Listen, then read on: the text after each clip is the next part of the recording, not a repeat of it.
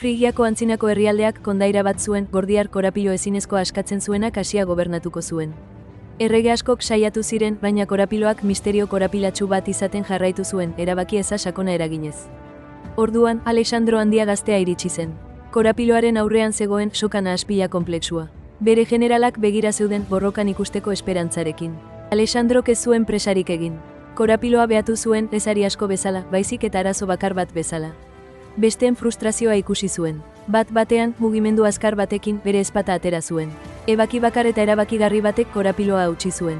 Irtenbidea hain zen sinplea, baina inori ez zitzaion bururatu. Zuen soilik askatu, konkistatu zuen. Hau ez zen iruzurra izan, ekintza natural eta erabakigarria izan zen.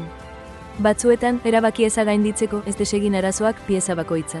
Aurkitu bide ausart eta berri bat. Ez gelditu analisiaren paralisian. Idatu zure intuizioan, eman urrats erabakigarri bat eta ekin. Zure irtenbidea uste baino sinpleagoa izan daiteke. Alexandroren mugimendu ausartak erabaki eza modu naturalean gainditzeko inspiratu bazaitu, arpidetu basku ere pora kondaira gehiago lortzeko.